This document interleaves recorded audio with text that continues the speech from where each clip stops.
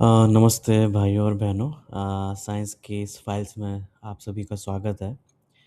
आज का जो हम बात करेंगे आज वो बॉब लाज़र के बारे में बात कर रहे हैं। अब ये कौन थे? क्या करते थे? ये हैं या नहीं हैं? ये हम अभी डिस्कस करेंगे क्योंकि इनकी आइडेंटिटी इरेज़ करी गई थी या नहीं करी गई थी। ये एरिया 51 जो कि एक सिक्योर्ड ज़ोन है यूएसए में, वहाँ के इनसाइडर थे कि नहीं थे? एलियन टेक्नोलॉजी के बारे में क्या ये जानते थे? जो यूएफओज़ पे बात करते हैं हम, उड़न तख्तरी के ऊपर, यूएपीज़ के बारे में, क्या उनको पता था इसके बारे में? क्या उनको एलियंस के बारे में पता था? और इनके मिसिंग रिकॉर्ड्स, लापता रिकॉर्ड्स के बारे में हम बात करेंगे आज। तो पहली बात तो ये बता दूँ कि ये हमारी सीरीज़ 1 चल रही है, सीज़न 1, श्रृंखला पहली, जिसमें हम मिस्ट्री ऑफ मिसिंग साइंटिस्ट, या हम सिर्फ मिसिंग साइंटिस्ट की बात नहीं कर रहे हैं, हम और भी साइंटिस्ट की बात कर रहे हैं जो अ, या तो गायब हो गए हैं या फिर वो कुछ उनकी मृत्यु हो गई, एक्सीडेंट से मृत्यु हो गई, या थोड़े कंट्रोवर्शियल साइंटिस्ट के बारे में भी हम बात करेंगे। और ये इसका एपिसोड 3 है, the mystery of Bob laser, जिसको हम बोलते हैं, बॉब लाज़र का रहस्य। तो ये तीसरा एपिसोड है। हमने इससे पहले एमी एस्क्रिच और उसके बाद डॉक्टर होमी भाभा के बारे में हमने बात की थी। इस बार ये तीसरे एपिसोड में हम बॉब लाज़र के बारे में बात करेंगे। तो ये हैं बॉब लाज़र। ये ऐसे पहले दिखते थे। ये 1980s या अर्ली 90s की फ़ोटोज़ हैं और ये अभी की फ़ोटो है। तो क्या हुआ, और ये इनके कुछ चीज़ों के बारे में जो उन्होंने रिसर्च किया, और ये उड़न तख्तरी के बारे में बताया था। तो हम इसके बारे में एक-एक चीज़ में डिटेल में बात करेंगे आज। तो बॉब लेज़र, एरिया 51 में एस4 क्या था? एलिमेंट 115, जैसे कि पीरियोडिक टेबल में होते हैं हमारे, जैसे कि 1 हो गया हाइड्रोजन, फिर second helium. Similarly element number जिसका एटॉमिक नंबर 115 है, वो क्या था? वो फ्यूल था या कुछ और था? जिसके बारे में इन्होंने बताया है। और इनकी आइडेंटिटी कैसे इरेज़ हुई। और सबसे पहली बात, बॉब लाज़र को most controversial UFO whistle blower कहा जाता है पूरे इतिहास में। तो इनको कंट्रोवर्शियली बोला जाता है, काफ़ी लोग इनको मानते भी हैं और काफ़ी लोग नहीं भी मानते हैं। तो इनको मैं फिर से कह रहा हूँ, बॉब लेज़र को the most controversial UFO whistle blower इतिहास में कहा गया है। मतलब उन्होंने उड़न तश्तरी और एलियन टेक्नोलॉजी के बारे में काफ़ी चीज़ें बताई थी, और उन्होंने ये रहस्य बताया था कि कहाँ वो हो रहा था, और उन्होंने ये पर्दाफ़ाश किया था। तो वो कैसे किया था, क्यों किया था, और 1989 में ये वेब पब्लिक पे चले गए थे, जिन्होंने स्टडी करी। और एक और चीज़ है, इस चीज़ को हो गए हैं 37 ईयर्स, 37 साल, और जो उन्होंने पहले कहा था, वो जो आज कहा है, वो सेम है, कोई चेंज नहीं आया है। और हम ऑफ कोर्स इसमें वहाँ पर उड़न तश्तरी 9 उड़न तश्तरी थी, जिसके बारे में हम बात करेंगे, जो 9 क्राफ्ट्स जो बोलते हैं, यू और यूएफओज़ जो बात करते हैं, और ऑफ कोर्स एलिमेंट के बारे में भी। तो पहली बात, कौन थे ये? इनका पूर्ण नाम था रॉबर्ट स्कॉट लाज़र। तो अमेरिका में जैसे रॉबर्ट को जो शॉर्ट फॉर्म होता है उसको बॉब बोलते हैं, तो इसलिए वो बॉब लेज़ार उनका नाम था।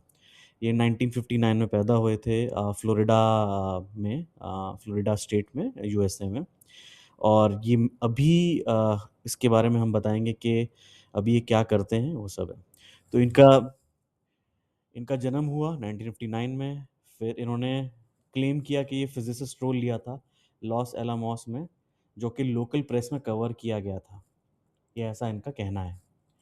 फिर 1988 दिसंबर में ये एरिया 51 के एस4 एरिया में, उसी के अंदर एस4 एक one of the areas of area 51, एक सब एरिया में, इन्होंने ये इनका कहना है कि रिवर्स इंजीनियर्स थे जो कि एलियन क्राफ्ट प्रोपल्शन सिस्टम को समझ रहे थे। तो उन्होंने कुछ उड़न तश्तरी उनको मिली थी, उन्होंने उसको रिवर्स इंजीनियर करके वो टेक्नोलॉजी बनाने का उनको काम दिया गया था यूनाइटेड स्टेट्स ऑफ अमेरिका ने।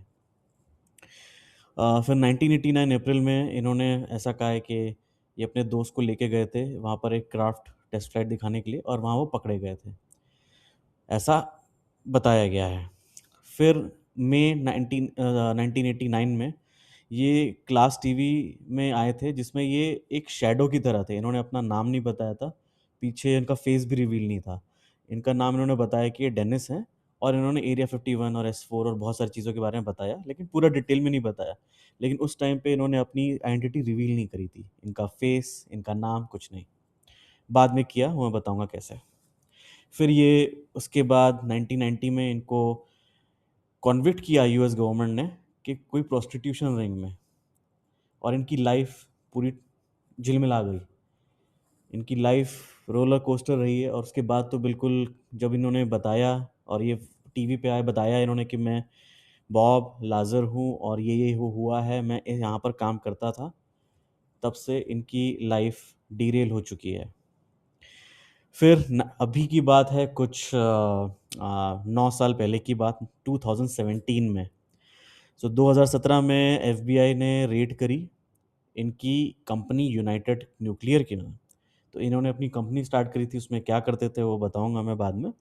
और उसमें वो मर्डर इन्वेस्टिगेशन था कि कवर अप था, वो भी चीज़ हुई। तो बहुत कंट्रोवर्शियल चीज़ है, आपको धीरे धीरे मैं बताऊंगा क्या है। और अभी 2026 में अप्रैल में एक डॉक्यूमेंट्री आई है S4 के बारे में, जो कि नंबर 1 अमेज़न प्राइम में आ चुकी थी। तो अमेज़न प्राइम में ये अवेलेबल है, लेकिन ये इंडिया में आप नहीं देख पाओगे, भारत में नहीं देख पाओगे। पर ये यूएसए में, कुछ और देशों में ये अवेलेबल है, आप आराम से देख पा रहे हो। कुछ लोग ने तो वीपीएन लगा करके भी ऐसा चेक किया है कि वो डॉक्यूमेंट्री देख पाएँ। और ये बहुत बहुत बेहतरीन अमेजिंग डॉक्यूमेंट्री है, जो आई थिंक सबको देखनी चाहिए। तो होपफुली आप लोग देखेंगे मे बी इसको इस वीडियो के बाद। तो पहले बात करते हैं उनका काम कहाँ हुआ। तो उन्होंने बोला कि ये एक सीक्रेट साइट पे थे हमारे धरती में, जिसका जो कि ग्रूम लेक के पास एरिया 51 था। ये नेवाडा एरिया में आता है, वहाँ पर नेवादा एक स्टेट है यूएसए में। वहाँ की टेस्ट साइट में एरिया 51 में ग्रूम लेक में, वहीं पर 15 माइल साउथ ये S4 जो इलाका था, इसको पपूसे लेक और पपूज लेक, जो भी इसका प्रोनाउंसिएशन है, यहाँ पर इनका कार्य होता था। अब मैं आपको बताता हूँ मेरी पर्सनल, तो मैं इसको बचपन से मैं बॉब लाज़ार को की स्टोरी पढ़ रहा हूँ। इनके बारे में बहुत रिसर्च करी है। तो स्टार्टिंग में मैं अपनी बताता हूँ कि मैं क्या-क्या समझा। तो ये पता है कि ये काम करते थे एरिया 51 में, फिर इन्होंने व्हिसल ब्लो किया, सबको बताया। लेकिन उसके अलावा इन्होंने जो टेक्नोलॉजीज़ बताई हैं, उससे आप हट नहीं सकते, क्योंकि आप अगर आप देखोगे आगे जो मैं बताऊँगा, आप सरप्राइज़ हो जाओगे, कि क्या हुआ? इन्होंने क्या-क्या टेक्नोलॉजीज़ बताई। मोर देन दैट, इनको जब इसमें यहाँ नहीं लिखा है, लेकिन मैं बताता हूँ, उनको पहले दिन ऐसा उनको बुलाया गया इस कोवर्ट मिशन में। ये बहुत बड़े साइंटिस्ट थे, ऐसा कहा जाता है, फिज़िसिस्ट बहुत अच्छे फिज़िसिस्ट थे। इनको रिवर्स इंजीनियर करना था एक उड़न तश्तरी को, तो इन्होंने यूएफओज़ भी देखे थे उसी एरिया में। S4 में 9 यूएफओज़ थे। इनका पहला दिन ऐसा था कि ये गए, इनको एक रूम दिया और एक ब्रीफ़केस था वहाँ पे बस, और एक टेबल चेयर थी, और वो वही काम था उनको, पूरे डॉक्यूमेंट्स पढ़ना। तो उन्होंने पूरी डॉक्यूमेंटेड हिस्ट्री, मतलब वो समझ रहे थे कि क्या-क्या है, और वो शॉक था उनके लिए। तो वहाँ से उन्होंने स्टार्ट किया, और ऑफ़ कोर्स इन्होंने जो भी कागज़ात साइन करे होंगे कि नहीं करे होंगे, कि आप रिवील नहीं कर सकते, क्योंकि अब वो करे कि नहीं करे, क्योंकि वो हम बता नहीं सकते, क्योंकि ये कंट्रोवर्शियल स्टेटमेंट है। लेकिन उन्होंने रिवील किया। क्यों किया वो भी हम बात करेंगे, कि क्यों ये पूरी दुनिया को बताया इन्होंने तुरंत। तो इन्होंने जो बताया कि S4 एरिया में, यहाँ पर जैसे कि वहाँ का जो एरिया था, उसी के एरिया के टेरेन में वो ऐसे गाइज़ था, वो जो हैंगर था, ठीक है? वो डेज़र्ट को जैसे लगता था कि वो इसी तरीके से ब्लेंड हो जाता था, तो कोई लोग देख नहीं सकते कि वो क्या है, तो वो काइंड ऑफ कैमोफ्लेज था, कि आप इसको देख ना पाओ, ठीक है? तो इस तरीके के टेरेन में थे, और वहाँ पर ब्लैक डॉट बसेज़ होती थी, जैसे कि एक साइड से दूसरी साइड जाना है, जैसे S4 से S3, S1 ऐसे-ऐसे जाना है, तो वहाँ पर डिफरेंट बसेज़ होती थी ब्लैक कलर की, कि आप कोई उसको ट्रैक ना कर सके। अब उन्होंने जो बताया, जो इन्होंने S4 में जहाँ पर ये काम करते थे, उन्होंने ये देखा उस एरिया में 9 डिस्क शेप्ड क्राफ्ट, मतलब 9 यूएफओज़ स्टोर्ड इन बेज़, और इन्होंने इंडिविजुअल हैंगर्स पर क्राफ्ट, तो हैंगर मतलब जहाँ पर जैसे प्लेन रखा जाता है, उसको हैंगर बोला जाता है, हैंगार बोला जाता है। तो इस वहाँ पर हर एयरक्राफ्ट को अलग अलग हैंगर में रखा गया था, एक यूएफओ पर हैंगर में ऐसे। और वो एक यूएफओ पे काम कर रहे थे जिसका नाम था स्पोर्ट मॉडल। तो उस यूएफओ का नाम था स्पोर्ट मॉडल, जिसका डायामीटर, क्योंकि वो उड़न तस्तरी थी, गोल रंग थी, वो उसका डिस्क शेप में थी, तो उसका जो डायामीटर था वो 15 मीटर था, 15 मीटर लंबी, काफ़ी बड़ी थी वो। ओके, तो उसके बारे में भी हम डिटेल में बात करेंगे, क्या टेक्नोलॉजी थी, क्या था, वो सब था। और उन्होंने बताया कि seats were too smalls for humans, तो कोई भी अंदर बैठ नहीं सकता था। हमारा जो फुल साइज मैन होगा वो नहीं बैठ सकता, इवन बच्चे भी नहीं बैठ सकते, तो उन्होंने ये बोला था। और वो ये बताते थे कि वो हमसे बहुत छोटे हैं, जो भी एलियंस हैं, जो एक्स्ट्रा टेरेस्ट्रियल्स हैं, वो हमसे छोटे हैं। और उन and skin had no grain structure, उनका एक अलग ही स्ट्रक्चर था। अब हम एलियंस भी किस प्रकार के थे वो भी हम बात करेंगे वहाँ पे, जो उन्होंने देखे या वो क्लेम करते हैं कि उन्होंने देखा। और classified briefing docs on site, तो डॉक्स जो document described alien contact with Earth over 10,000 years, humans called containers. तो ये कहना चाह रहे हैं कि उनके पास डॉक्यूमेंट्स थे, उसमें लिखा गया था कि धरती, अर्थ का कांटेक्ट एलियन से 10,000 साल पुराना है। वो पूरा हिस्टोरिकल डॉक्यूमेंट्स थे उनके पास। एंड वो कनेक्ट करते थे ऑफ कोर्स रिलीजन से, बहुत सारी चीज़ों से। तो ये बहुत कंट्रोवर्शियल थी, इसलिए शायद यूएस गवर्नमेंट इसको बताना नहीं चाह रही थी सबको। और वो ह्यूमंस को एज ए कंटेनर मानते थे बेसिकली। जैसे आपने अवतार मूवी में देखा कि एक बॉडी है, फिर उसके अंदर वहाँ सोल ट्रांसफ़र करी। बेसिकली हमारा जैसे हिंदुइज्म कंसेप्ट में भी ऐसे ही है कि अवतार है, शरीर है, और वो एक कंटेनर है। वही सेम कंसेप्ट यहाँ लगाया था कि वो एक कंटेनर है और सोल रिसाइड करती है बेसिकली। अब वो क्या है हम और डिटेल में समझेंगे नेक्स्ट वाली स्लाइड में। Alien 115, element 115।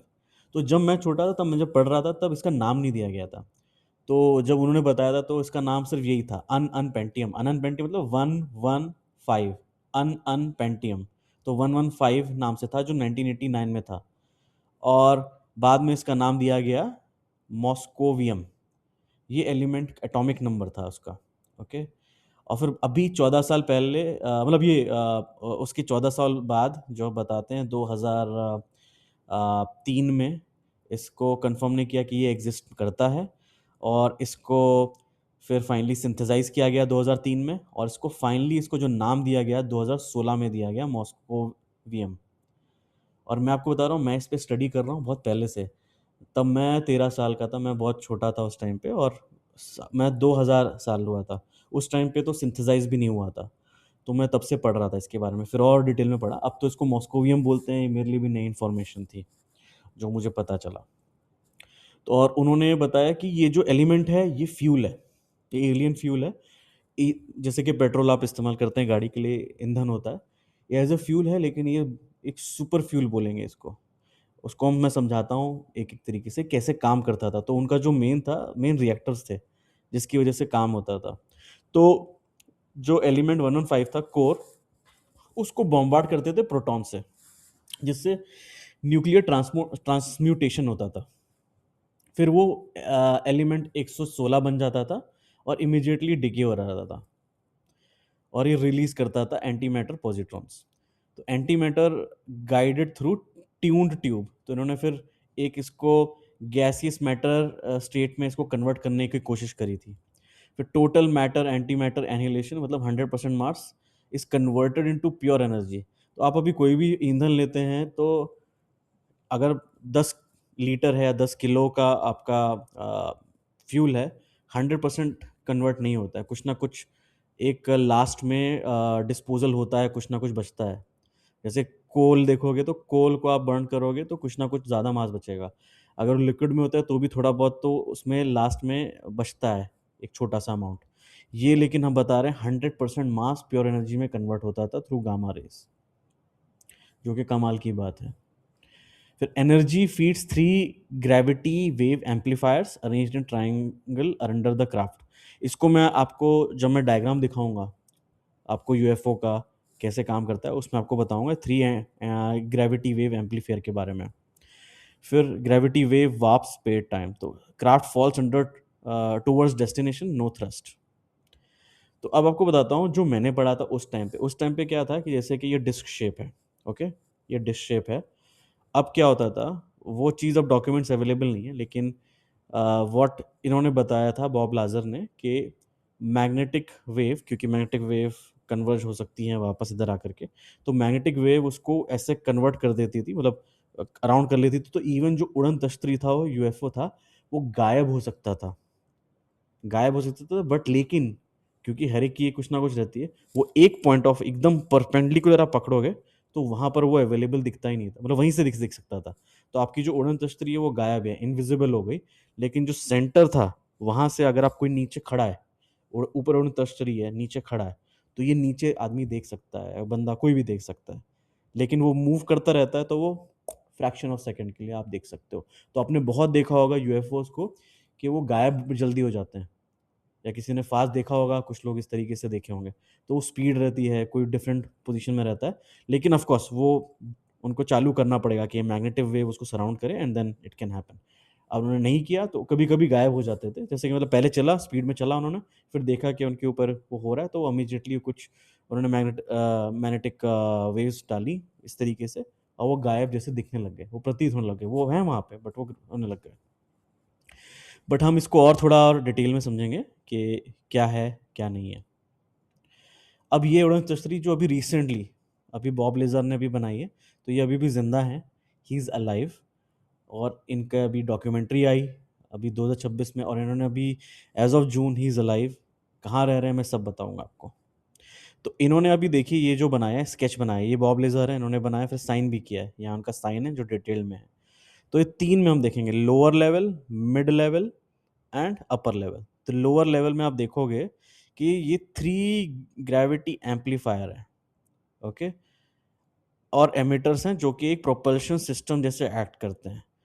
बीच में आप देखोगे तो यहाँ पर आपके चेयर्स हो गई, ठीक है? ये टॉप व्यू, ये तो टॉप व्यू है, मैं आपको इसके बारे में बाद में बताऊँगा।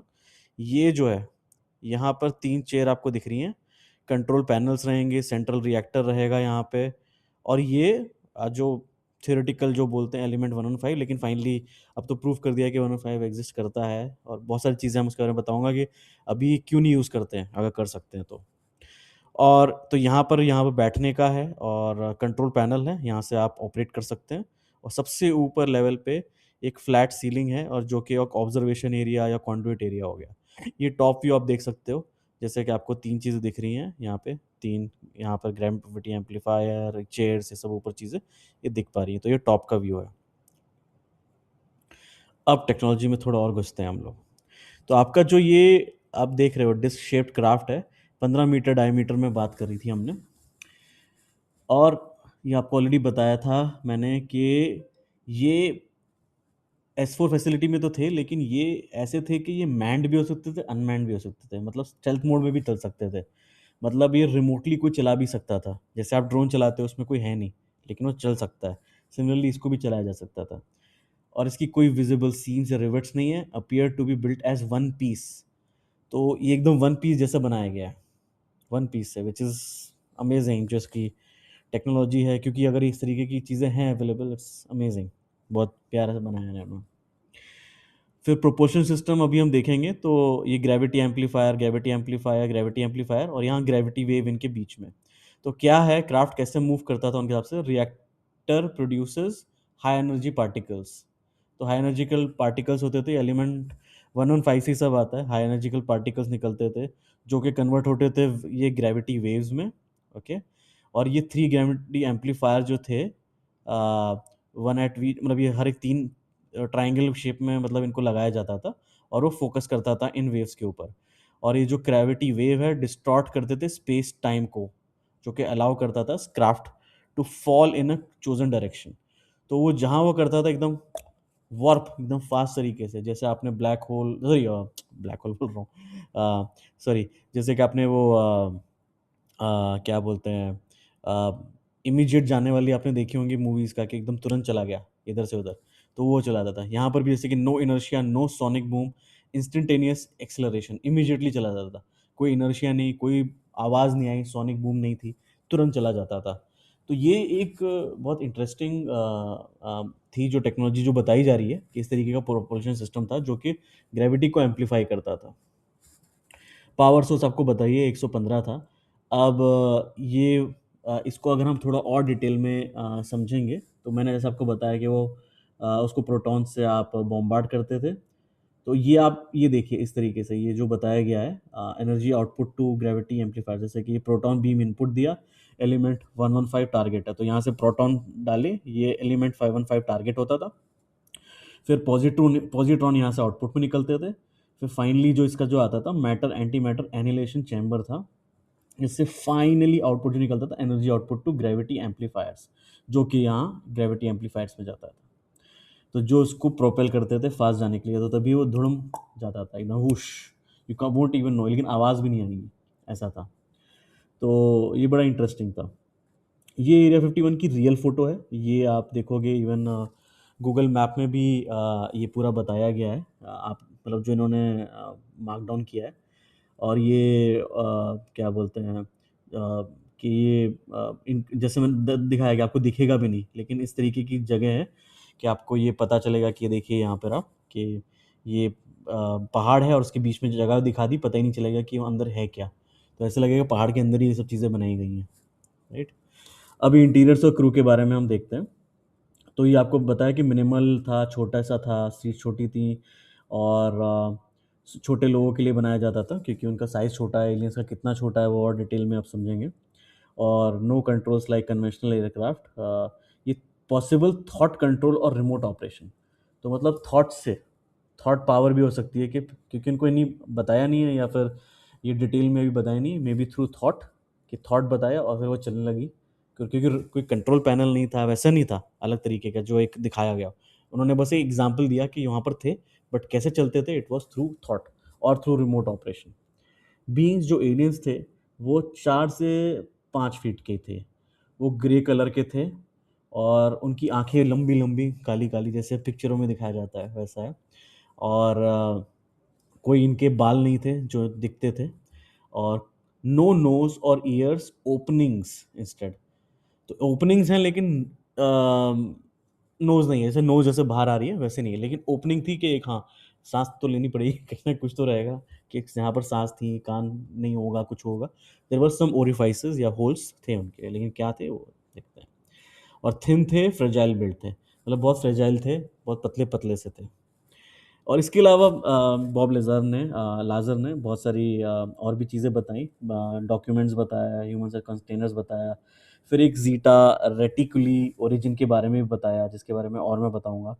फिर जो कि beings and aircraft originated from Zeta Reticulus, वो एक सिस्टम से वहाँ से आए हैं, जो कि 39 लाइट ईयर्स मतलब डिस्टेंस होता है, तो 39 लाइट ईयर्स डिस्टेंस, जो कि बहुत दूर हो गया, फ्रॉम अर्थ था।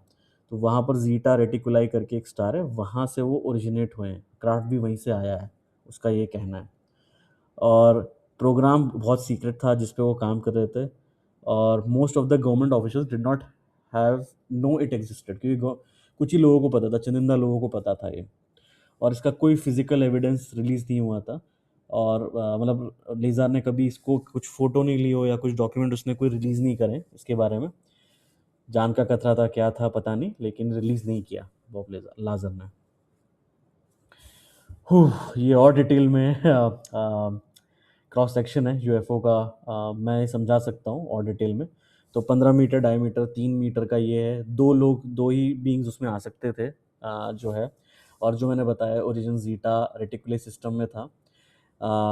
ये इसका डायमेंशंस हो गए, ये इसकी साइड प्रोफाइल, ये बॉटम व्यू, ये 3 लाइटिंग जो आपको दिखती है ना, काफ़ी ट्रायंगुलर शेप में आपको दिखती थी कि ट्रायंगुलर है, ये देखो, ये ट्रायंगल ऐसे ही दिखते थे। और यही ट्रायंगल जो है आपकी ग्रेविटी एम्पलीफायर्स हैं, जो आपको नीचे से काफ़ी लोग बताते थे कि ट्रायंगल शेप में उड़न तश्तरी जा रही है, काफ़ी लोगों ने बताया, ब्राज़ील में, इधर-उधर, इजिप्ट में भी काफ़ी जगह पे। तो ऐसे बहुत तरीके के, और इस तरीके से मूव करता था। तो बहुत ही एक्साइटिंग टेक्नोलॉजी जिस पे काम किया था, और इसको काफ़ी डिटेल में मैं, या आपको किसी को चाहिए तो डेफ़िनेटली आई कैन सेंड ये मोर डिटेल में, कि कैसा लगता था यूएफओ। आप मुझे डीएम कर दीजिएगा, मैं आपको भेज दूँगा। द गवर्नमेंट बाइबल, तो ये लाज़र ने बोला है कि ये जो ब्रीफिंग थी उसको बहुत क्लासिफाइड थी, और ये जो बताया था, जो डॉक्यूमेंट्स थे उसने वही रीड किए, जो मैंने बताया था कि वो एक इटैची में एक टेबल पे 1989 या उससे पहले की बात है, उससे पहले की बात होगी, जब उनको बैठा करके वो मतलब उन्होंने अकेले वो पढ़े थे, तो इतना डॉक्यूमेंटेशन था, उनकी बाइबल जैसी थी, इतनी बड़ी थी, बहुत ह्यूज थी, टन्स ऑफ डॉक्यूमेंटेशन। और वो ह्यूमंस को एज कंटेनर्स बोलते थे।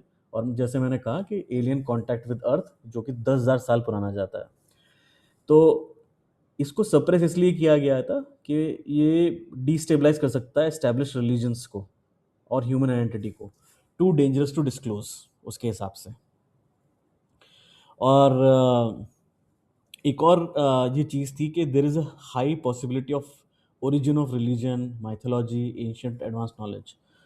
तो इजिप्ट की नॉलेज, रिलीजन्स की, जो रिलीजन्स आए 10,000 साल पहले, वो सब में originate from something like that, ऐसा उन्होंने कहा है। और ये जो एलियंस आए हैं वहाँ से हैं, जो मैंने बताया आपको, वो ज़ीटा रेटिकुली स्टार से आए हैं। और बहुत डिटेल में इसके बारे में लिखा है, लेकिन ज़्यादा चीज़ें हम लोगों को नहीं बताई गई हैं। अब जब ये बताया बॉब लाजर ने, तो ऑफ कोर्स गवर्नमेंट, बाकी लोग सोचेंगे यार कि how is he telling all this, क्यों बता रहे हैं।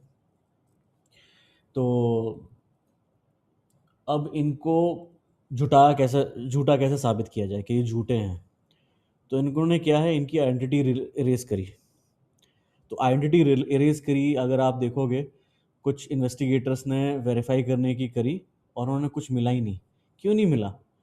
उन्होंने जो बोला था कि मैं यहाँ कैलटेक में पढ़ा हूँ, एमआईटी में पढ़ा हूँ, वहाँ उनके रिकॉर्ड ही नहीं है।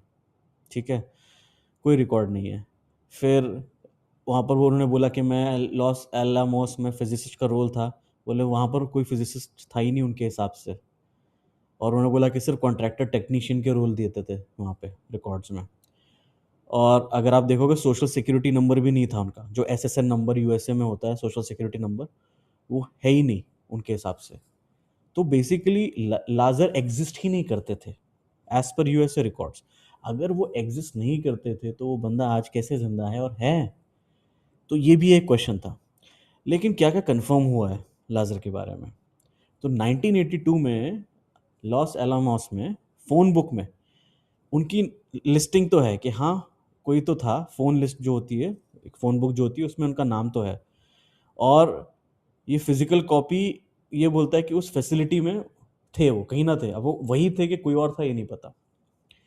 अब former colleagues recall Lazar at Los Alamos, तो लॉस एलमोस में पुराने जो कलीग थे वो बोलते हैं कि हाँ, बॉब लेजर था, जब spoke to journalist George Knapp off record. लेकिन यही है कि ये चीज़ जॉर्ज नैप जो एक जर्नलिस्ट था, बताया ऑफ रिकॉर्ड बताया, क्योंकि वो भी डर गए कि अगर वो बोलेंगे कि ये बंदा एग्जिस्ट करता है और ये फिजिसिस्ट था, तो फिर उनको भी कुछ करा जा सकता है, मारा जा सकता है, क्या करा जा सकता है, वी डोंट नो।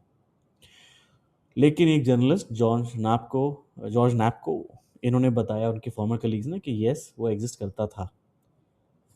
फिर डॉक्टर एडवर्ड टेलर लिंक, तो लाजर ने क्लेम किया था कि टेलर ने रिकमेंड किया उसको, और Teller confirm meeting Lazar depth of refer disputed. तो अब जब डॉक्टर एडवर्ड टेलर, जो भी अगेन एक फिजिसिस्ट साइंटिस्ट थे, उन्होंने भी बोला कि उनको, बल्कि कि आप मतलब, जब लाजर से पूछा गया कि भाई आप, कोई आपका मानना नहीं जा रहा है कि आपका, आप एग्जिस्ट ही नहीं करते हो, तो उन्होंने एक रेफरल दिया कि आप डॉक्टर एडवर्ड टेलर से बात कर सकते हो। तो उन्होंने बताया, तो उन्होंने बोला भी कि मैं लाजर को मिला हूँ। लेकिन क्या है, इसको डिस्प्यूट किया गया, बहुत लोगों ने इसको बोला कि नहीं, सच है कि नहीं है। तो बहुत सारी चीज़ें थी। और इसकी एक और ये है कि 37 सालों में, 37 ईयर्स में, इन्होंने, इनकी कंसिस्टेंसी रही है, जो उन्होंने बोला है बॉब लाजर ने, वो परफेक्ट बोला है। पहले भी वही था, अभी भी वही है, एक वर्ड चेंज नहीं है। कुछ एक्स्ट्रा बोला होगा कि हाँ, मैंने ये भी, और मतलब ये चीज़ें थी और डिटेल में समझाया होगा, लेकिन ऐसा नहीं है कि पहले कुछ और बोला और बाद में, ऐसा नहीं था। 37 ईयर्स तक कंसिस्टेंटली बोला है। और दो अगर इंडिपेंडेंट आप इंटरव्यूज देखोगे जो अभी रिसेंटली हुए हैं, 2025 में और अभी 2026 में, उसमें भी सेम बोला है, बल्कि एक लास्ट वाले में तो और डिटेल में बताया है। FBI read and surveillance. अब पहले तो मैं आपको बताता हूँ कि यहाँ पर आप रिकॉर्ड एक और देखो कि उससे पहले ये 2017 में हुआ है, लेकिन 1990 में 1990 में इनको नेवादा प्रोस्टिट्यूशन रिंग में इनको डाला गया था कि आप ये हो, लेकिन किसी तरीके से ये निकल गए थे। तो फेक लगता तो ये है कि क्योंकि फेक प्रोस्टिट्यूशन रिंग एक नई स्टोरी बना करके और फिर उनको चले गए, लेकिन वो मतलब कुछ हुआ नहीं, प्रूव रॉन्ग हुआ। हाँ, और उसके बाद फिर 2006 में भी इनको कॉन्विक्ट किया गया था कि इलीगल इंटरस्टेट केमिकल ट्रांसपोर्ट करने के चक्कर में। तो इनको काफ़ी परेशान किया गया। अब ये खुद गलत चीज़ों में थे या फिर इनको परेशान किया गया, जी अब समझेंगे। तो अब 2017 की बात है, क्योंकि एफबीआई ने रेड किया, सर्विलेंस किया। क्यों किया? तो इन्होंने इनकी कंपनी यूनाइटेड न्यूक्लियर, अब यूनाइटेड न्यूक्लियर जो थी, तो इन्होंने एक साइंटिफिक सप्लाई कंपनी थी जो उन्होंने मिशिगन में स्टार्ट करी थी, जो कि एफबीआई एजेंट्स, स्टेट पुलिस और मल्टीपल एजेंट्स थी जो कि हैजमैट सूट्स में थी। हैजमैट मतलब हैजार्डस सूट्स होते थे जो आपको प्रिवेंट करें केमिकल्स से और डिफरेंट चीज़ें से। और जो ऑफिशियल रीज़न जो दिया गया था कि वो ट्रेस कर रहे हैं जो थेलियम परचेज किया गया था एक मर्डर सस्पेक्ट ने। तो ये एक जेनरल स्टर्स पॉइजनिंग केस है जो 2015 में था, उसके लिए 2017 में रेड करी थी। तो उसके बारे में वो थेलियम को ट्रेस कर रहे थे, जो may be he was selling it, ऐसा ये कह रहे थे जो एफबीआई वाले और बाकी स्टेट पुलिस और बाकी लोग जो थे। और लाजर और जो फिल्म मेकर हैं जेरेमी कॉर्पेल, उनका ये मानना है कि जो रियल टारगेट था वो था एक छोटा सा सैंपल एलिमेंट 115, जो अनन पेंटियम के बारे में बात कर रहे थे, जो लाजर ने स्मगल किया था S4 एरिया से। तो S4 एरिया से जब वो निकले होंगे, उन्हें पता होगा कि भैया उनको जाना है, छोड़ने वाले हैं, तभी उन्होंने ये सब चीज़ें बताई होंगी। लेकिन छोटा सा उन्होंने सैंपल लिया होगा। पहली बात, सही नहीं है लेना, लेकिन लिया है तो कुछ रीज़न होगा, क्या होगा पता नहीं, बट उनके पास है, या स्मगल किया है या लेके गए एफबीआई वाले कि नहीं लेके गए, वो क्लियर नहीं हुआ है अभी। ओके, तो ऑफिशियल एक्सप्लेनेशन और लेज़र लाजर की जो थ्योरी थी, ये फ़र्क है कि वो उसी थीलियम सल्फेट और जो केमिकल की बात कर रहे थे, उन वो ट्रेस कर रहे थे कि ये यूनाइटेड न्यूक्लियर उनकी कंपनी से ट्रेस बैक होता है। और इन्होंने तभी हैजमेट सूट पहना था कि वो थेलियम क्योंकि टॉक्सिक हैवी मेटल है। तो और ये लाज़र मर्डर में सस्पेक्ट नहीं थे, लेकिन जो कंपनी उनकी खुद की है जो यूनाइटेड न्यूक्लियर, वो इसमें घेरे में आ गई। और और लोकल पुलिस ने रिकॉर्ड किया कंफर्मेशन कि जो थैलियम और मर्डर का एक कनेक्शन था। लेज़र क्या समझते हैं, उनका लाजर का जो कहना है कि गवर्नमेंट वही इनका जो स्मगल किया हुआ एलिमेंट 115 लिया था उन्होंने, और ये सिर्फ एक कवर अप स्टोरी थी कि वो रेड करा पाएँ, लीगली रेड करा पाएँ। और इतनी सारी जो एजेंसीज़ इन्वॉल्व थी, क्योंकि स्टेट पुलिस थी, एफबीआई थी, मल्टीपल एजेंसीज़, वो इतनी हो नहीं सकती है उनके हिसाब से कि आप थेलियम ट्रेस कर रहे हो, बट इतनी सारी एजेंसीज़ इन्वॉल्व नहीं हो सकती हैं। तो इट वाज़ टू मच, उनका ये मानना था।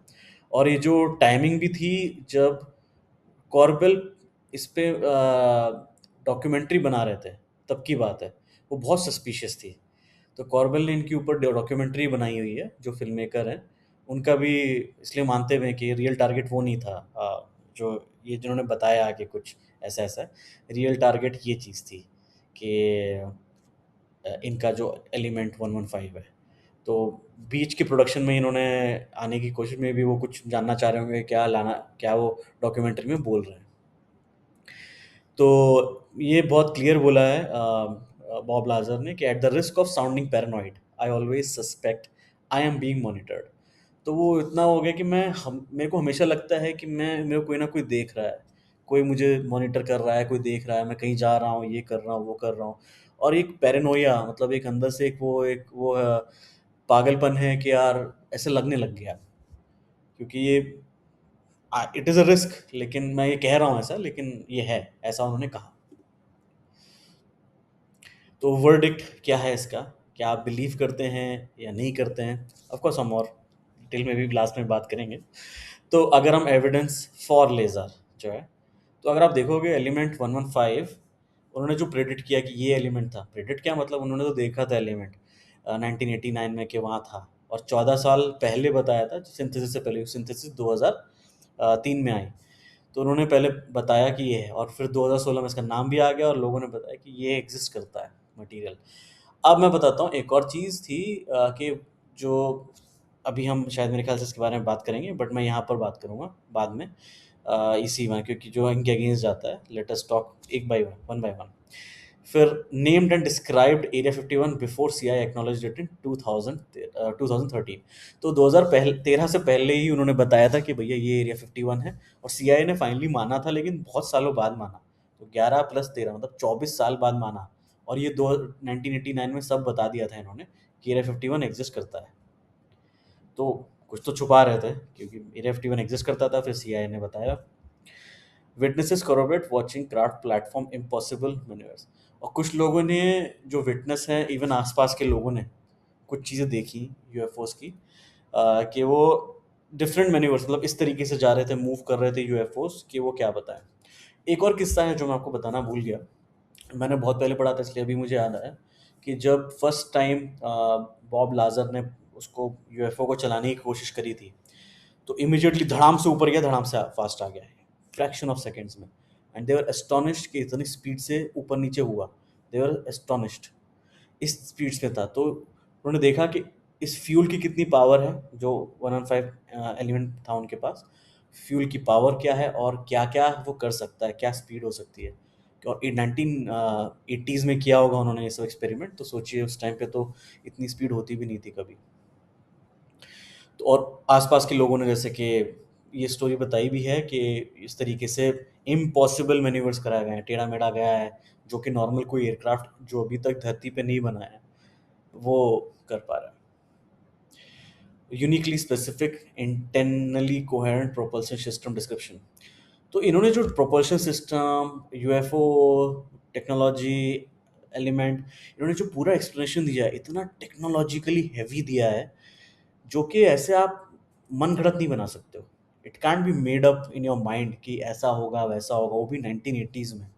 अब ठीक है, आप due to power of internet many कुछ लोग अब बना सकते हैं एआई के इस्तेमाल से, बट 1989 के पहले की बात, अगर उन ऐसा कुछ बताए कि ये प्रोपल्शन सिस्टम है, ऐसे काम करता है, ऐसे काम करता है, ये करता है, वो करता है, ये रिएक्टर्स हैं 3, ये ऐसे यूएफओस दिखते हैं, ये एलिमेंट है, ये वो, इवन एलियंस का डिस्क्रिप्शन होता है, एक एक चीज़ उन्होंने बहुत हाईली स्पेसिफिक, हाईली डिटेल में बताई है। और सबसे इम्पोर्टेंट बात, इन्होंने जो कहा है, 100 इंटरव्यू दिए इन्होंने, और 37 ईयर्स में कुछ चेंज नहीं है। जो है सो है, क्योंकि जो सत्य बोलता है आदमी ना, उसको बार बार चेंज करने की जरूरत नहीं पड़ती, उसको याद नहीं करना रहता। इफ़ यू स्पीक ट्रुथ, वो आपको हमेशा वही सेम चीज़ बोल रहा है, आपको पता है। और इधर he is an amazing something like of person के, उसने एक कहानी लिख ली और फिर वो बोले जा रहा है। वो बहुत रेयर केस है, लेकिन वो अभी तक बोल रहे हैं। और जिस तरीके से डिटेल में उन्होंने बताया, इट लुक्स लाइक कि ही एक्चुअली वर्कड इन एरिया 51। इनका कोई फाइनेंशियल मोटिव नहीं रहा है, अगर आप एक और चीज़ देखेंगे। और ये काफ़ी साल गायब रहे, went into hiding for years. बहुत बार हम लोग को, जैसे जब मैं उस टाइम पे था, जब हम लोग पढ़ रहे थे, तो हमको पता था कि ये एग्जिस्ट करते नहीं, दिखाई नहीं कहीं। इनकी बस कहीं कोई ब्लॉग में हमने देखी थी ये, फिर कहीं से हमने डेटा लिया था, उसके बाद वो भी इंटरनेट से चला गया था डेटा, बॉब लाजर के बारे में। और ये गायब थे उस टाइम पे। और इनका कोई फाइनेंशियल मोटिव नहीं था कि कुछ कहीं से पैसा कमाए, ये कमाए, वो कमाए। इनका इंटेंशन कभी था ही नहीं है। आप देखोगे कुछ इंटरव्यूज भी करते हैं, कोई चार्ज नहीं करते उसके लिए, ही गोज एंड गिव्स। और ये कोई कन्वेंशंस, यूएफओ कन्वेंशंस नहीं गए, कोई एग्जीबिशंस नहीं गए, बल्कि he was one of the pioneers as a UFO में, अगर देखा जाए बताने के बारे में। इन्होंने कुछ नहीं किया, इन्होंने उसको मोनेटाइज नहीं किया, पैसा कहीं नहीं लिया। तो ये इनके फॉर में जाता है कि यार इन्होंने, ये बंदा सही था। क्या चीज़ इनके अगेंस्ट जाती है, जिसको मैं अब एक एक बारी बात करता हूँ। जैसे एमआईटी और कैलटेक में बताते हैं कि कोई रिकॉर्ड था ही नहीं इनके अटेंडेंस का। अब ये मैनिपुलेट हो सकता है, क्योंकि 1989 की बात है। अगर आप देखोगे तो एफबीआई, सीआईए, बाकी एरिया 51 में जो कुछ स्पेशल डिपार्टमेंट होंगे, वो गिवन गवर्नमेंट कर सकती है कि ये इनके रिकॉर्ड्स ही हट जाएं, हो सकता है। और वही सेम लॉस एलामोस का जो रोल उन्होंने बताया, वो सीनियर फिजिसिस्ट का नहीं था, वो कॉन्ट्रैक्ट टेक्नीशियन का था, लेकिन जो उनके कुछ कलीग्स बोलते हैं जिन्होंने बाहर आके नहीं बोला, पर्सनली लो जो जर्नलिस्ट को भी बोला है, वो बताया है कि नहीं, he used to exist there. तो ये भी एविडेंस के अगेंस्ट में, लेकिन ये फॉर्मल माना जाएगा। अब known element this decays in milliseconds not stable. अब ये यहाँ गलत मैं मानूंगा, क्योंकि 115 एलिमेंट जो है वो डिके होता है क्योंकि वो एग्जिस्ट इन हमारे प्लानट में कर ही नहीं सकता, क्योंकि इमिडिएटली वो कन्वर्ट हो जाता है 116 में। ओके, तो वो 116 को वैसे फॉर्म में रखने के लिए कैसे करा जाए, जैसे uranium 238 is the stay blessed form, लेकिन 235 सबसे ज़्यादा करता है ना, वो न्यूक्लियर रिएक्शन में काम आता है। सिमिलरली तो ये डिकेज हो जाता है मिली सेकेंड में, बात सही है बिल्कुल इनकी। तो ये उन्होंने बोला भी हुआ है कि ये अर्थ पे नहीं होता, लेकिन जो अगर आप देखोगे जो उस चीज़ में वो रखा गया था, रिएक्टर्स में रखा गया जहाँ से उनको चलाया था, वहाँ पर ये वैसे का वैसा ही था। तो उस उन्होंने टेक्नोलॉजी इस तरीके से, एलियन टेक्नोलॉजी ऐसी थी कि वो उस स्पेशलाइज्ड कंटेनर में जहाँ वो स्टोर करते थे, जहाँ पर वो प्रोटॉन्स उसके ऊपर मारे जाते थे, तो वो जो जगह रखी थी वहाँ पर वो स्टेबल रहता था। वो जो डिवाइस थी जहाँ पर प्रोटॉन्स जा रहे हैं फिर आउटपुट एनर्जी निकल रही है, वहाँ पर वो स्टेबल रहता था। तो ये भी उनके अगेंस्ट नहीं हुआ, लेकिन ठीक है, मैं इनका पॉइंट है तो पॉइंट है। क्रिमिनल कन्विक्शंस, प्रोस्टिट्यूशन रिंग और इलीगल केमिकल। तो इनके जो कन्विक्शंस आए हैं कि ये इन्होंने गलत किया है प्रोस्टिट्यूशन में, तो हर जगह तो इनको फंसा रहे हो, कभी प्रोस्टिट्यूशन में, कभी आप केमिकल इलीगल एक्टिविटी या लॉजिस्टिक्स में, फिर उसके बाद एक मर्डर केस का बोलना चाह रहे हो। तो इनको तो फंसाने की कोशिश कर रहे थे ये लोग बहुत पहले से। तो ये मैं मानता नहीं हूँ, लेकिन हाँ, कहीं ना कहीं लगेगा कि यार ये तो बहुत बड़ा स्कैमर है, लेकिन स्कैमर नहीं हो सकता, ऐसा कोई समझा नहीं सकता इतनी डिटेल में, और इसने कोई उसका मॉनेटरी बेनिफिट नहीं उठाया है। और zero evidence of any kind from S4 and 37 years. अरे भाई, S4 जो है एरिया 51 के बाद, तो वो अवेलेबल जब वो है ही नहीं, मतलब उन्होंने बताया ही नहीं है कि एरिया 51 में क्या क्या है, तो वो काहे का एविडेंस आप बात कर रहे हो। तो ये भी माना नहीं जाएगा। इन्होंने बोला है कि अगेंस्ट जा रहा है, बट जब एरिया 51 के अंदर की चीज़ों का ही डिटेल नहीं बताई गई है, तो क्या बताया जाए। हाई स्कूल रिकॉर्ड्स जो बोल रहे हैं कि सिर्फ एक साइंस कोर्स लिया था, बाकी बॉटम थर्ड ऑफ क्लास। ये बकवास रीज़न है कि स्कूल में ये था वो था, थर्ड आता था, बॉटम थर्ड में नीचे था वो, फिर साइंस का सिर्फ एक कोर्स लिया था। अरे ये सब बकवास है, तो ये सब रीजंस ही सही नहीं है जो इनको हुआ। तो ये, लेकिन आपके ऊपर मैं कर लूँगा कि are you believing Bob Lazar और not, are you skeptic about it. ये ऑफ कोर्स रहेगा, तो ये आपके ऊपर ये क्वेश्चन मैं डालता हूँ। अब कहाँ पर है, तो जिंदा हैं, एक्टिव हैं, 67 ईयर्स के हैं, मिशिगन यूएस में रहते हैं। जो इनकी लास्ट डॉक्यूमेंट्री अप्रैल 2026 में आई है, जो आप भी अब देखेंगे, S4 बॉब लेजर, ये जो आई हुई है, ये अमेजोन प्राइम में आप देख सकते हो। ये लुइगी वेंडी टेली ने करी है, इटालियन फिल्म मेकर ने डायरेक्ट करी है, और लेजर ने खुद इसको नरेट किया है, और उन्होंने CGI से और VR से रिक्रिएट किया था S4 एरिया जो है वहाँ का। और ये 4.5 साल of research, film maker is convinced Lazar is telling the truth. इतनी रिसर्च के बाद जो फिल्म मेकर है, जो इटालियन फिल्म मेकर है, वो भी कन्विंस्ड है। दूसरा जिसने डॉक्यूमेंट्री बनाई वो भी कन्विंस्ड है कि ये सही है। तो ये लोग कन्विंस क्यों हो पा रहे हैं, क्योंकि वो जिस तरीके से डिलीजेंटली बात कर रहे हैं, बोल रहे हैं, सही बोल रहे हैं। अब यूनाइटेड न्यूक्लियर की बात करते हैं। साइंटिफिक सप्लाई कंपनी है, ये अभी भी ऑपरेट करती है जो इनकी कंपनी है। ये रेडियो एक्टिव ओर्स बेचती है, हाई पावर्ड मैग्नेट्स बेचती है, लेज़र बेचती है, साइंटिफिक इक्विपमेंट बेचती है ये। और FBI रेड को भी सर्वाइव किया इन्होंने, ट्रू क्रिमिनल कमीशन, और ये बिलीव करता है कि अभी भी सर्वेलेंस चल रहा है इनके ऊपर। और जो 2 इंटरव्यू हुए हैं 1 साल अपार्ट में, उनमें कोई कंसिस्टेंसी नहीं है, तो जो है वही बोला गया है। और दोनों साइमल्टेनियसली रिलीज़ करी गई, कोई कोऑर्डिनेशन पॉसिबल नहीं था 2 लोगों में। और 2026 इंटरव्यू सरफेस जो करता है, home lab experiments, NASA scientist call unreleased watchers. तो मतलब बेसिकली जो इंटरव्यूज़ लिए गए, सब चीज़ें अगर देखोगे तो सब चीज़ें इनके पक्ष में जा रही हैं। और पर्सनल स्टैंस अगर देखेंगे तो regrets going public but won't retract a word. तो बॉब लाजर का ये पर्सनल स्टैंस है कि उनको रिग्रेट होता है कि वो पब्लिक गए, क्योंकि उसके बाद उनकी ज़िंदगी बदल गई, बेकार हो गई। फिर फाइनली वो कुछ अपना काम कर पाए, जो कुछ कर सके साइंटिफिक सप्लाइज देने का और ये सब चीज़ें देने का। लेकिन काफ़ी दिन तो वो हाइडिंग पे ही थे। लेकिन वो अभी भी बोलते हैं कि I won't retract a word. तो जो उन्होंने बोला है, एक-एक शब्द बोला है, वो कोई भी हटाएँगे नहीं, क्योंकि उन्होंने जो बोला है वो उन्होंने बोला है कि वो पत्थर की लकीर है, वो परफेक्ट है। मैंने कुछ गलत नहीं बोला है। ये उनका अभी भी बहुत क्लियर है। और उनके ये वर्ड्स है, at this point in my life I probably lean towards not saying anything. तो अब इस स्टेज पे आ गए हैं, वो कुछ कहना नहीं चाहते, क्योंकि लड़ना झगड़ना नहीं चाहते, गवर्नमेंट को क्या बताएं ये सब चीज़ें। अब तो फाइनली फाइल्स आ गई हैं यूएफओस के बारे में, यूएपीस के बारे में, अनआइडेंटिफाइड एरोबेटिक फिनोमेना। तो यूएफओस के बारे में भी, बाकी अंडरग्राउंड वाली बहुत सारी चीज़ें उन्होंने अब किया, लेकिन पूरा रिवील नहीं किया अभी भी। अ, और वो बहुत क्लियर बोलते हैं कि मैं कुछ कहना नहीं चाहूँगा इसके बारे में अब। मैं और ये अभी कोई यूएफओ न्यूज़ फॉलो नहीं करते हैं, कोई कन्वेंशन नहीं जाते, जैसे मैंने आपको कहा, कोई एग्ज़िबिशन नहीं, कोई कन्वेंशन नहीं, कोई यूएफओ कन्वेंशन नहीं। सीक्स नो फेम, कोई फेम नहीं चाहिए इनको, पर इनकी स्टोरी कभी चेंज नहीं हुई है। जैसा था वैसे ही रहा है इनका। तो जैसी अभी हम बात कर रहे हैं, तो जैसे कि यूएपी और UFO disclosure main stream US Congress में जा रहा है, क्योंकि 2023 से 2026 से चल रहा है ये बताने के लिए। तो जो बॉब लाजर हैं, जो ओरिजिनल विसल ब्लोअर की हम बात करते हैं, अ, तो finds his claims new and unprecedented credibility. तो अब जब ये रिवील हो रहा है, तब बॉब लाजर थोड़े खुश हैं कि हाँ, अब मैं जो कह रहा था वो क्रेडिबल लोगों को लगने लगा है। पहले लोग इनको बहुत कुछ बोलते थे, इनके कुछ बिलीवर भी थे, कुछ लोग नहीं भी पसंद करते थे। तो अब इसका वर्डिक्ट क्या है, मैं ओपन रखूँगा। मैं personally I am with Bob Lazar. मैं बचपन से उनको फॉलो कर रहा हूँ और मैंने देखी उनकी एक्टिविटीज़। तो जिस तरीके से उन्होंने टेक्नोलॉजी बनाया, उन पर जो बताया है, उन्होंने एक्सप्लेनेशन दिया है and everything, it seems credible and he seems to be a good person. अच्छे बंदे लग रहे हैं।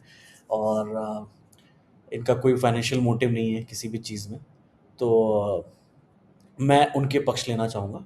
लेकिन अगर मैं आप लोग के लिए ओपन रखता हूँ कि अगर जो लाज़र बोलते हैं, क्लेम करते हैं, तो उनके हिसाब से द यूएस गवर्नमेंट ने रिवर्स इंजीनियर यानी टेक्नोलॉजी को वो काफ़ी डिकेड से कर रहे हैं। जो यूएफओस को रिवर्स इंजीनियर करना ही उनका मकसद था बेसिकली।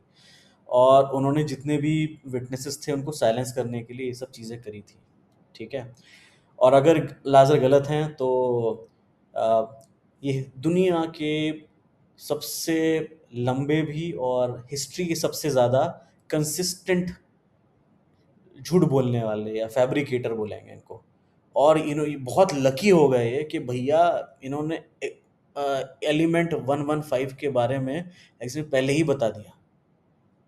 मतलब इतना लकी आदमी कोई नहीं हो सकता। और अगर हम पार्शियल बोलें कि ठीक है, आधा सच बोल रहे हैं, आधा झूठ बोल रहे हैं, तो ठीक है, उन्होंने एक क्लासिफाइड प्रोग्राम में काम किया और ये एडवांस्ड टेक्नोलॉजी पे काम कर रहे थे। एलियन टेक्नोलॉजी प्रोबेबली नहीं होगी, ऐसा अगर हम पार्शियल माने तो। और इन्होंने शायद मिस आइडेंटिफाई किया है एज एलियन टेक्नोलॉजी। और इनके क्रेडेंशियल्स, कुछ इन्होंने सच बोले, कुछ झूठ बोले, ऐसा। लेकिन मेरा जो लीन है वो कम्प्लीटली ट्रू है। आई कम्प्लीटली एग्री, क्योंकि उसको रिवर्स इंजीनियर किया गया है और टेक्नोलॉजीज़ अब अवेलेबल है यूएस गवर्नमेंट के पास और बाकी गवर्नमेंट्स के पास। जिन लोगों ने पकड़ा होगा, वो लोग, सभी लोग कर रहे होंगे। जहाँ जहाँ यूएफओज आए हैं, डेफिनेटली वहाँ पे रहेगा। तो अगर हम, जब तक आप देखेंगे कि S4 की जो प्रोग्राम फाइल्स हैं, जब तक वो डीक्लासिफाइड नहीं होंगी और वो अगर एग्जिस्ट करता है कि नहीं करता, तो हम एक डेफिनेट वर्डिक्ट नहीं पहुंच सकते। लेकिन जितना मैंने समझा है, जितना मैं जानता हूँ, इतना मैं रीड कर चुका हूँ, और ये मैं डिकेड से रीड कर रहा हूँ। मैं बता रहा हूँ आपको, 2000 साल, मतलब ईयर 2000, 1999 2000 से मैं रीड कर रहा हूँ। It's been be 26 years, 27 years में, 27 साल से इनके बारे में रीड कर रहा हूँ।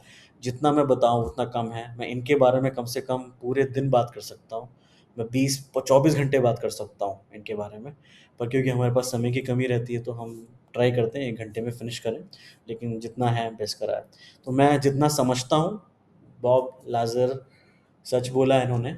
फाइनली होपफुली उनको एक अ, उनको जो एक देना चाहिए आदर, एक रिस्पेक्ट देनी चाहिए, वो ज़रूरी है। जहाँ जो एक चीज़ जो मैं उनके अगेंस्ट मुझे नहीं पसंद है, अगर उन्होंने वाकई में स्मगल किया है एलिमेंट 115, तो वो गलत था। मैं उस चीज़ को सही नहीं मानता, क्योंकि उन्होंने बेसिकली चोरी करी, स्टील किया।